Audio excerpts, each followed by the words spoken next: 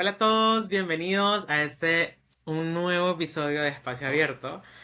Se vienen cositas nuevas, sé que nos extrañaron, perdónennos que los habíamos dejado tirados en la calle. Pero como pueden ver, hoy me acompañan otras increíbles personitas, parte de los cambios que vamos a estar haciendo en estos días. Comentarles que vamos a estar transformándonos como espacio abierto. Saben que aquí es un espacio en el que queremos cambiar, transformar nuestra forma de pensar y empezar a generar nuevas formas de ver las cosas. Entonces también vamos a cambiar la forma en la que nos ven a nosotros. Van a ver estos cambios así sutilmente al inicio, pero ya a partir del siguiente episodio, para que estén pendientes, se va a publicar en 2 semanas, eh, van a ver una transformación completa. Así que les comento, el episodio, bueno, vamos a empezar con una nueva era y esta se titula Ciudades Frankenstein. Yo sé que ya lo vieron en el título del video o en la miniatura, pero este ha sido un tema como que bien cositas que se pueden dar a la luz dentro de una ciudad, cositas no tan buenas pueden pasar, monstruosas un poquito y así, vamos viendo. El episodio, precisamente el día de hoy, enfocándonos en nuestra temporada, se llama Las ciudades como un laboratorio de Víctor. Nuevamente, bienvenidos a este nuevo episodio.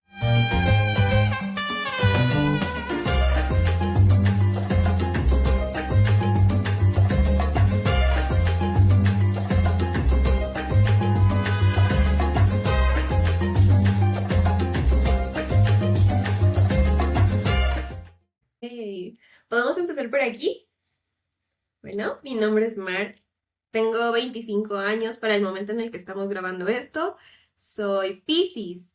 Y el dato súper más curioso y que siento tiene relevancia con nuestro tema, con este tema monstruoso y un poco paranormal, porque estudié arquitectura.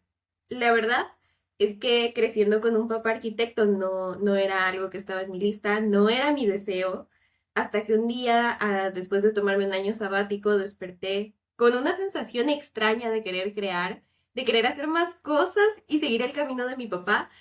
Y dije, bueno, creo que algo nació en mí y quiero ser arquitecta. Pero con el tiempo la sensación era extraña, no me lo podía explicar. Entonces, mi única conclusión es que mi papá me hizo brujería. Funcionó, ya me gradué. No sé si es el espíritu Piscis o la fuerza de la brujería, pero algo será.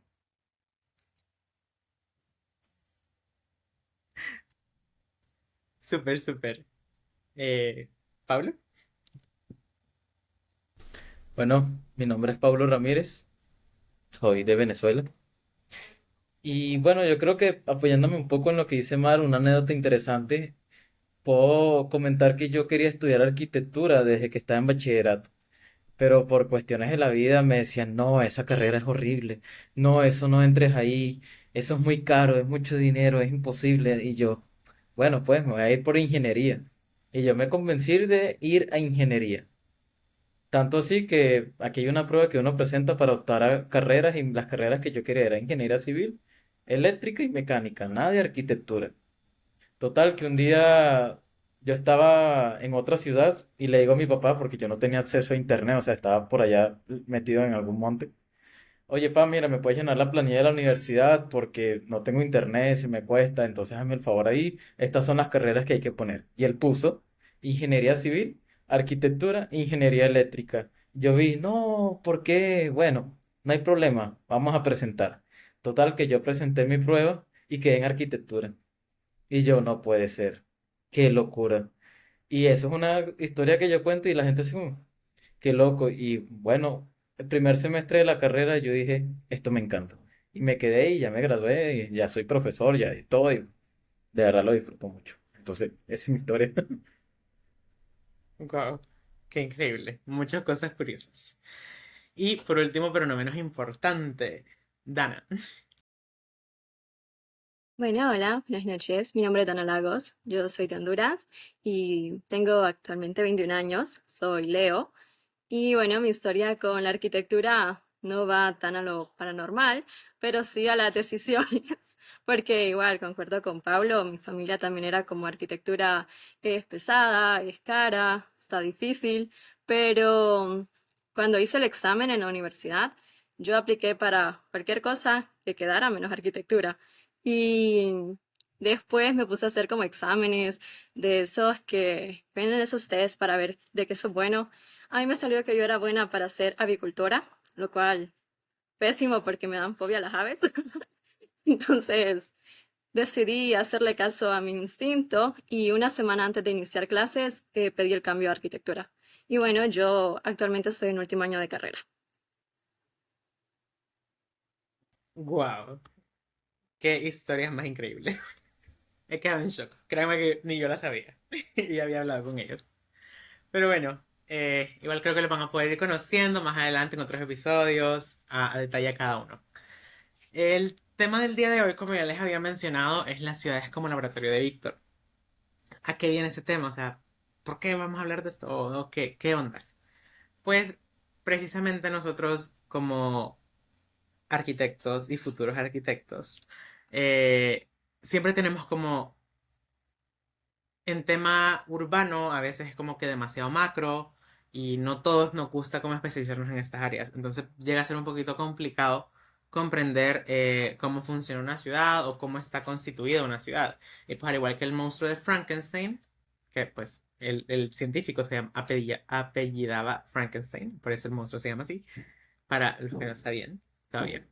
eh, Están hechas por pedazos. Entonces, muchas veces a la hora de planificar una ciudad, no se ve tan grande o tan amplio el panorama del posible crecimiento de la misma y llegan a haber ciertas afectaciones después y vemos como que pedazos muy marcados distintos de la ciudad en ciertas áreas o que hay cosas muy así de que estratos súper altos o cosas muy caras al lado de zonas muy pobres. Entonces como que estos pedazos que no siempre cuadran, pero al final funcionan, porque las ciudades, aunque sean un poquito atropelladas, llegan a funcionar. Entonces yo quiero saber como qué opinan chicos de estas cosas, si ustedes han visto, conocido cositas así en viajes, no sé, puede ser. Cuéntenme un poquito. Bueno, yo creo que una de las anécdotas que tengo de ciudades, por lo menos yo viví en Valencia y Valencia aquí en Venezuela, digamos que en su momento aún sigue siendo zona industrial, pero era muy conocida por ser esta parte donde se desarrollaba buena parte de la industria en el país. Y había una zona en esa zona industrial que tenía muchos galpones y una cosa gigante como de 20 cuadras. Y me acuerdo que haber visitado ese sitio con unos amigos cuando estábamos en bachillerato y meternos en algunos lugares donde uno podía sentir espíritus o ver, encontrarse en cualquier momento algún fantasma. Y la verdad da miedo. Pero yo creo que es parte de eso, de esas zonas de la ciudad que tienden a abandonarse y más en situaciones donde, bueno, la gente migra, hay otros tipos de industria y eso es solo una de las partes que se puede generar. Uy, así, o sea, bien extraño el ver como en medio de algo tan poblado, o sea, lleno de cosas, que hay un espacio deshabitado que uno dice así como, ¿será que no pensaron aprovecharlo? ¿Verdad? Como que, Justo. Siento que es algo que se ve mucho en las ciudades que actualmente están en crecimiento. Hay espacios que quedan como manchas en la ciudad que se van desalojando y tienen esta sensación bastante pesada que se relaciona con esto mismo que podemos asociarlo a lo paranormal. Y es ahí donde empiezan estas historias urbanas de páramos con fantasmas y almas, como un cementerio que no es necesariamente un cementerio como tal, pero un cementerio en la ciudad, una parte desmembrada, que es justo a lo que vamos con el tema. Si podemos continuar igual, creo que mi historia con la ciudad, aquí vamos a dar un poquito de infodump. Crecí en otra ciudad, nací en otra ciudad, en Cochabamba, Bolivia, y luego a los 14 me mudé a donde vivo actualmente. Son ciudades completamente diferentes. Cochabamba tiene una topografía un poco más accidentada, Santa Cruz es una ciudad mucho más plana. Y a nivel urbano, Santa Cruz es una idea alucinante. Es una ciudad diseñada en base a anillos, pero cuando se hizo el plan, allá por los 90, la ciudad no estaba esperado tal vez que crezca tanto como lo hizo hoy en día. Se planearon 4 anillos y hasta ahí, si uno camina por la ciudad, está bastante organizada. Hay como un lenguaje común y es un cuerpo bastante marcado. Yo diría es un torso que sí está bien planeado. Pero en la ciudad, por temas de migración, porque ha crecido descontroladamente, se ha ido desmembrando. Entonces, uno tiene zonas como Equipetrol, que es una de las zonas más lujosas de la ciudad, donde hay torres, hay tiendas de lujo, están los centros comerciales. Y luego uno avanza un poquito más por el cuarto anillo y llegas a los mercados. Si vas un poco más allá, y aquí tenemos estas ciudadelas, So, son unas partes ya más lejanas al concepto que hay dentro de estos 4 anillos. Entonces tenemos el Plan 3000, que es una de las zonas más peligrosas, que hace un contraste enorme con Equipetrol. Igual la Villa Primero de Mayo, la Pampa de la Isla. Y algo muy curioso es que como Santa Cruz ha crecido tan desordenada, uno va por una calle, vas por una avenida, la avenida está pavimentada, pasas una cuadra, ya no hay pavimento. Y creo que es un ejemplo marcadísimo de estas ciudades, de estas cicatrices que dejan estas ciudades que todavía están en proceso y siguen evolucionando. No sé qué opinan. La verdad es que se me hace súper curioso. Al menos aquí en la ciudad donde yo vivo, originalmente no era parte de la capital, pero ahora ya es. Es como, nos han absorbido. Es como que bien Como, extraño. justo, me parece súper interesante en realidad si hablamos de algo más teóricamente urbano, cómo las ciudades crecen y van absorbiendo otros cúmulos. Obviamente hay términos, porque al final las metrópolis se van dando de esa forma. Y es un campo de estudio hermoso. Entonces, amo este tema, siento que da para mucho hablar. Hay ciudades donde no se nota tanto y hay otras donde sí se nota un poco más. So, Dana, cuéntanos, ¿tú qué has visto? Bueno, pues en mi caso en Tegucigalpa eh, el terreno es bastante accidentado, entonces cuenta con una distribución cero planificada. La verdad, hay varios sectores o barrios que se fueron formando debido a desastres naturales y que fueron como una solución provisional que se brindó, pero esa solución se quedó ahí de por vida. Y la verdad, es divertido manejar aquí porque hay varias calles, todo está ahí en bastante congestionamiento, pero hay momentos en los cuales el desorden pues permite acostumbrarse a tener rutas alternas y en todo momento. Bueno, incluso como anécdota, una vez íbamos para ante visitar un proyecto con mis compañeros y mi carro iba atrás del de la persona porque ella era la que conocía. Yo iba atrás de ella y a mí se me fue por alto que iba siguiendo un carro y cuando noté que dobló fue como, ¡ah! Dobló. Pero yo se la llamé y le dije como, ok, ¿por dónde vas a salir? O sea, yo llegué primero que ella al lugar, no sé ni cómo, ella quedó sorprendida, pero los atajos de la ciudad desorganizada. Pero bueno, al final de cuentas las personas se acostumbran a vivir en este tipo de caos, ¿no? Y también encontramos como esos problemas a la hora de salir a caminar y de la nada ya el peatón perdió todo su privilegio y ya no hay aceras o ya nos encontramos con bastante dificultad o los vehículos encima de ellas estacionados. Entonces, ese tipo de conflictos más que todo. Pues la... Sí, la verdad es que... Qué complicado. Ahorita que Dana mencionaba eso, me acordé de cuando manejo en Guatemala. O sea, a Honduras nunca he ido. Espero ir pronto. Necesito ir a probar el pollo chuco. Necesito. Pero a Guate sí he ido un par de veces y yo manejando en mi carro. Y no, eso es un caos. O sea, yo me abrumo manejando en Guatemala. Que las calles, hay calles que están, literal, son 4 carriles. Hay un pequeño arriate con un par de árboles y hay otros 2 carriles. Eh, y el Google Maps, que tampoco está como que muy detallado, ni Waze. No sé si usan Waze en sus países. Sí, sí, ok. El Waze te dice, andate por la derecha. pero se refería al carril después del Arriate.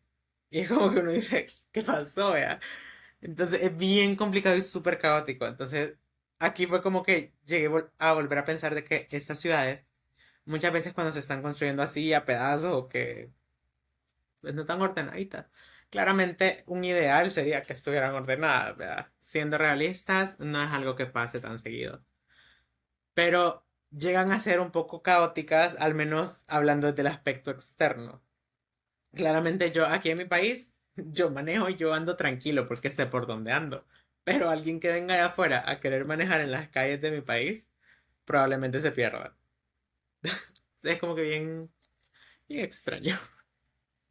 No, es un problema. La verdad, aquí manejar, yo siento, yo no manejo, tengo licencia, pero manejar me da miedo justamente por esto. No es que las calles estén completamente desordenadas, pero en este cuerpo del que hablamos hay muchos baches.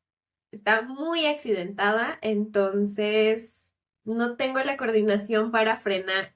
Mi auto es mecánico. No tengo la coordinación para frenar y cambiar la caja. Cero. Arréglenlo, por favor. Bueno, incluso también, ahorita que mencionabas lo de Waze y el poderlo utilizar, otro problema de que las calles no estén planificadas es que Waze no sabe qué zonas son rojas y que no se pueden pasar, y de repente uno va en Waze y de la nada está en una zona delicada y es como, ojalá se pase rápido, porque Waze conoce los atajos, pero no conoce las circunstancias. Realmente caer en estas decisiones inconexas de una ciudad que está tan fragmentada es un problema. Eh, Justo, es como si hubiera partes de una ciudad que se pegaron, pero no pueden convivir. Y se nota tanto peatonalmente como cuando vas en auto. Es un problema siempre. Y si hablamos peatonalmente, no sé si lo han visto en TikTok, pero a mí me ha salido personalmente este tema de las aceras que lo mencionaron hace un rato. Entonces, no sé si pasa en sus países. La acera debería permitir al peatón que camine continuamente. Aquí lo que pasa con las aceras es que uno va así, baja, baja, sube. Es horrible. Dios no quiera que nos accidentemos y tengamos que usar muletas. O cuando la acera hay un tremendo árbol que tienes que rodear completamente. Exacto. Yo aquí estoy recordando dos anécdotas de dos cosas o sea, escuchándolos a ustedes pienso en dos historias que puedo comentar. La primera, y que tiene que ver con la ciudad, hay un escritor venezolano que escribió una novela, se llama Ciudades Muertas. Ahorita no me acuerdo el nombre del autor, lo voy a buscar, pero él narra un poco de la época colonial de Venezuela, por allá en el año 1800, 1900, donde había una ciudad en la parte interna del país, donde era un pueblo muy rico. Había producción, habían cosas, había una plaza, la gente vivía muy bien, pero empieza una época de cólera. Y después de que empieza la época de cólera, empieza la gente, o de enfermedades y plagas así, empiezan a abandonar las casas. Empiezan a abandonar las casas, empiezan a irse a zonas donde hay mejores vidas y a través de eso empieza lo que son las casas muertas y por lo tanto empieza a morir la ciudad. Eso es interesante porque hay una razón de abandono, hay una razón de por qué esto pasa y el escritor del libro es Miguel Otero Silva, bastante reconocido en su época y, mira, Mar, ¿lo conoces? Sí, he escuchado de Entonces, él en mis clases de urbanismo. En realidad, justamente cuando hablas de esto de las ciudades muertas, me recuerda mucho a la larga ujú. vida y muerte de las grandes ciudades. No me acuerdo la autora, pero van de la mano. Y bueno, ese es un caso real. Esa ciudad aún existe, mm, digamos que quizás a medias, porque obviamente cuando se abandonan las casas, eso se va destruyendo y bueno, hay una razón de enfermedad o de plaga para abandonar la ciudad, pero otras anécdotas interesantes, por lo menos en la ciudad más moderna y más actual, yo aquí en Caracas, puedo decir que hay dos rascacielos abandonados y eso me parece una locura. Uno por un accidente, y estamos hablando de rascacielos de 40, 50 pisos, o más o menos por ahí. Uno de ellos es las torres de Parque Central, son dos, pero hay una que tuvo un incendio y después de eso más nunca fue habitada y se mantiene bastante sola esa torre, que incluso hay personas que suben a la terraza, se graban y eso es un sitio totalmente muerto. Y el otro lo llamamos la Torre de David porque había un banquero que estaba haciendo una torre empresarial, pero una maravilla. Y el banco quebró, se fue a la quiebra, crisis económica, se abandonó la construcción de la torre y esa torre quedó que le faltaba el revestimiento externo y quedó pelada. Tanto así, en su momento entró gente a habitarla y se convirtió en el barrio vertical más grande de Latinoamérica, una cosa que me parece una historia loquísima, pero actualmente está deshabitada y se convierten en dos edificios que están totalmente abandonados. Yo creo que aquí introdujo un concepto que era bastante interesante también, que nosotros lo llamamos, o creo que se llama así en general, los elefantes blancos. No sé si han escuchado de ellos. Sí, Mar, no sé si has escuchado. Me suena, me suena. Siento que lo he escuchado alguna vez. No estoy tan segura, pero sí me suena. Es que igual esto va con otro tema del país que he escuchado que es una, salió en una película, Cementerio de Elefantes. No tiene tanto que ver con el urbanismo, pero sí con espacios de la ciudad que se dieron en la ciudad de La Paz, donde la gente iba a tomar hasta morir y eran espacios degradados que se daban en la ciudad. Entonces, este término igual me sonó. La película es buenísima, cine nacional, recomendación de la noche o de la hora en la que nos vean. Ok. No, no terminé de contar, bueno, para terminarles esta parte de los elefantes blancos, son edificaciones, digamos, de gran envergadura, intermedia, que tienden a ser abandonados o no tienden a ser completadas su construcción.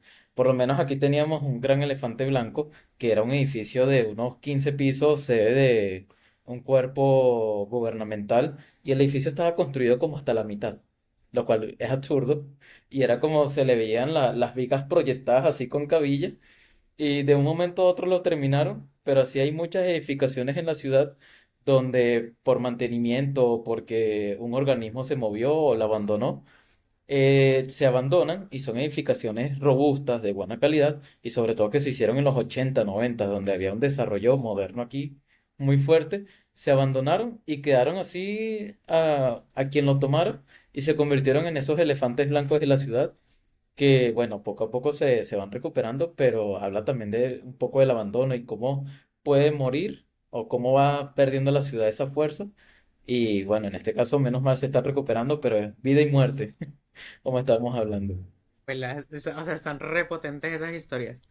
La verdad, yo ahorita pensando y analizando, no había caído en cuenta de que dije, yo aquí en El Salvador nunca he visto eso. O sea, aquí todo el mundo se va y se mete y habita hasta, bueno, ha habido casos, que eso sí los he visto yo en persona, de un tipo redondel, no era un redondel, pero era como un arriate muy grande, que dividía una calle de ida y dabas la vuelta y de venida, porque ibas a dar a unos edificios gubernamentales. Entonces solo estaban esas calles, no era tan transitada.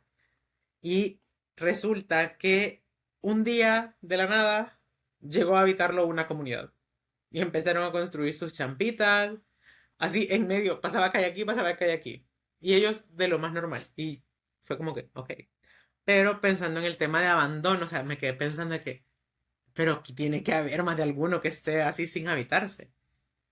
Precisamente hay una colonia que se construyó para los médicos, que así se llama aquí en El Salvador, colonia médica, porque fue como un premio para los médicos que se están esforzando en el país y que no sé qué. Y eso fue hace un montón de años atrás. Pero con el crecimiento de la ciudad y que el centro histórico de nuestro país dejó de ser un espacio habitacional, sino que se convirtió en casi que puro comercio o industria. Estos médicos, y esa era una colonia de gente con dinero, porque en ese entonces los médicos sí ganaban buen dinero, hoy ya no tanto. Y precisamente estos médicos, estas familias, por el hecho de que el comercio empezara a invadir esa zona y el crecimiento que tuvo en toda el área periférica del centro histórico, que son que como 6 cuadras, 8 cuadras, y creció tanto que estas familias empezaron a incomodar porque el mercado llegaba casi que hasta estas zonas.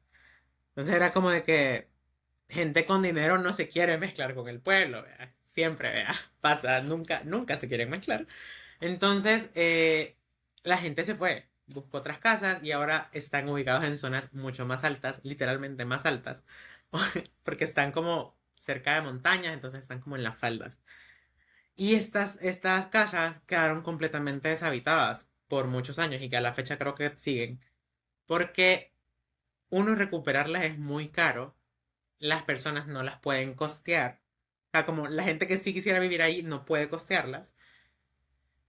Y no sé, todo se ha dado que se aparece una colonia fantasma. O sea, he visto fotos de que en su momento nunca he ido, así de que verla en persona, la colonia, para decir si se ven que las casas están con hiedra en toda la fachada y eso.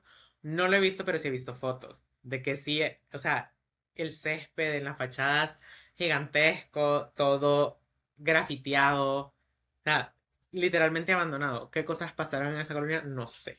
Y también me acordé de un hospital que está súper cerca, que por que en teoría lo iban a remodelar y después se hizo como un estudio y no era sostenible remodelarlo por la estructura y todo eso, quedó en abandono. O sea, ni lo botaron, pero tampoco lo dejaron ser. Quedó en abandono. Y una vez mi mamá me contó que fue porque ella trabaja como en el área de salud.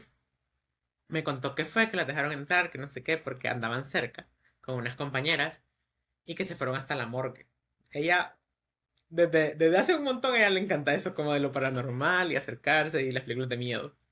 Y me cuenta que algo extraño, o sea, no creo que sea tan extraño porque por salubridad, ¿verdad? Y más de alguien morboso a lo mejor quisiera ir a ver, pero tienen como que todas las puertas de la morgue y lugares así donde tenían como cosas biológicas están cerradas con candado para que nadie pueda entrar. Pero que aún así como que en medio lograron alcanzar a ver un poquito y que no sé qué. Y la gente vea que en la ciudad que cuenta, que se escuchan, que las mujeres embarazadas, que los bebés, que no sé qué, que no sé cuánto. Aún nunca sabe, nunca me he ido a meter, no soy tan valiente para eso. Aunque sí quisiera ir a hacer necroturismo en algún momento. Pero ajá, eso me acordé ahorita que estaban hablando como de los elefantes blancos, se me hizo súper curioso tener un término en específico para esto.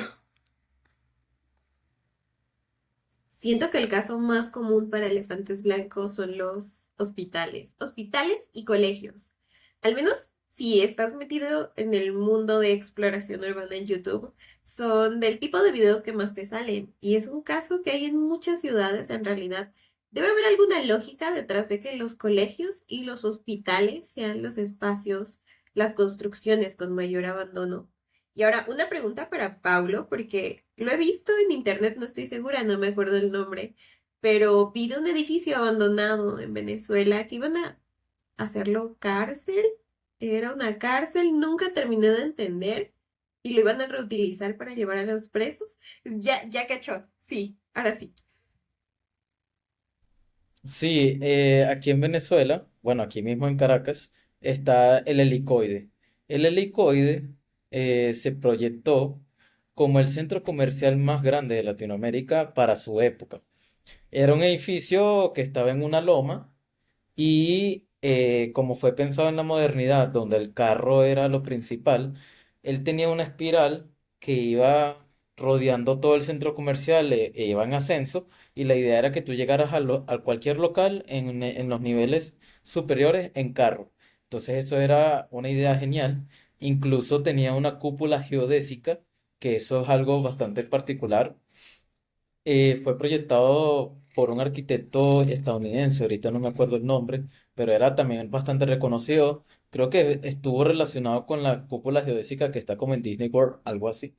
Pero eso habría que investigarlo, son daticos que se me dan algunos detalles.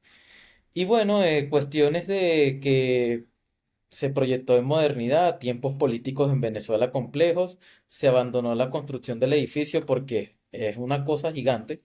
De nuevo, cuando te digo que era el proyectado el centro comercial más grande de Latinoamérica, no es broma, sino que la escala que se imaginaban era una cosa absurda.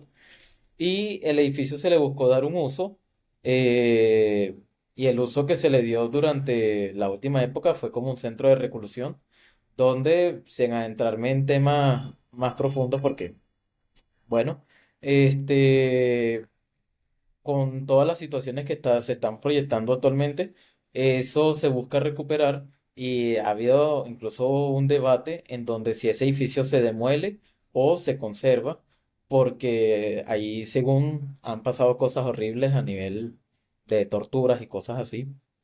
Entonces, el debate está en qué hacer con ese edificio. Mucha gente pide que se convierta en un museo porque, como recuerdo de la memoria de lo que pasó, gente pide que se recupere, ya que es un edificio de verdad muy grande.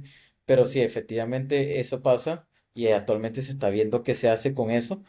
Y lo loco es que ese edificio está en el corazón de la ciudad, a nivel de Caracas es como un valle gigante y está como por una parte céntrica de la ciudad. Ese es otro de los elefantes blancos que dejó, que tuvo la ciudad en su momento y se le dio un mal uso, la verdad. Wow. Oh my God. Dana, ¿tú has visto algo así en tu ciudad, en tu país? ¿Te recuerda algún caso? Bueno, ya en cuanto a algún edificio abandonado, la verdad que recuerde de momento no. O sea, siempre es común ver escuelas o casas abandonadas que se convierten en escuelas y que pasan cosas, pero como edificio tal, no. Ya en cuanto a un proyecto, sí, era un proyecto que se llama el Trans 450, el cual se vendió como esa solución para poder resolver todo el tráfico vehicular en la ciudad. Y bueno, fue un proyecto bastante grande que tuvo bastantes complicaciones porque a medida se iba avanzando, el congestionamiento era impresionante, pero hubo un detalle, el proyecto quedó abandonado y ahora esta parte de él en la ciudad y esas partes, bueno, están las edificaciones, ya está construido y todo, se utilizan que van por una zona, de repente se suben al trance el carro, sale otra vez, se vuelve a subir, vuelve a salir y quedó en caos y en un desorden vial completo porque pues el proyecto no se pudo finalizar. Actualmente se habla que se está intentando como volver a retomarlo para buscar esa solución, pero sí fue un desorden impresionante el que causó, porque ya era acostumbrar al conductor a estar en esa ruta de subirse y bajarse o entrar a un puente y era bastante caótico. Bueno, es bastante caótico aún. Les quería preguntar aquí a mis bellos compañeros, compañeras, que en sus ciudades, si en sus ciudades, tienen alguna parte como así que uno diga está embrujado, pasa algo paranormal. Les doy un ejemplo. Por ejemplo, aquí en mi ciudad, en Santa Tecla, se habla muchísimo de una familia que tenía un pacto con el diablo. Que ellos, esta zona era precisamente, todos eran cafetales, porque El Salvador se distinguió mucho por ser producción cafetalera a nivel mundial ya. Pero esta familia era dueña de muchísimas tierras, de muchísimas fincas y se decía que ellos tenían un pacto con el diablo. Porque, de hecho, la mamá de mi abuelo trabajó para ellos en una de sus mansiones. Porque ellos aquí todavía tienen, si no me equivoco, son como 6 mansiones solo en mi ciudad. Y están ubicadas en lugares estratégicos. Entonces, la mamá de mi abuelo mencionaba que habían cuartos en los que ellos no dejaban que entrara absolutamente nadie. Porque, según cuentan los chismes, los chambres, ahí hacían sus rituales. Y que muchas personas de esta familia también murieron en circunstancias como sospechosas por como pago por el la riqueza que tuvieron. Todavía creo que hay algunos en vida, pero ya no son como que una familia muy pronunciada por esto mismo. Además, también mencionaban que sus casas estaban interconectadas por túneles subterráneos, que cualquier cosa pasaba o tenían que acceso entre ellos a sus casas. No sé, cositas sospechosas. Aquí incluso hacen recorridos en sus mansiones, así como necroturismo y todo eso. Porque sí, una vez entré a una que por parte de la universidad fuimos y me dejaron tomar fotitos.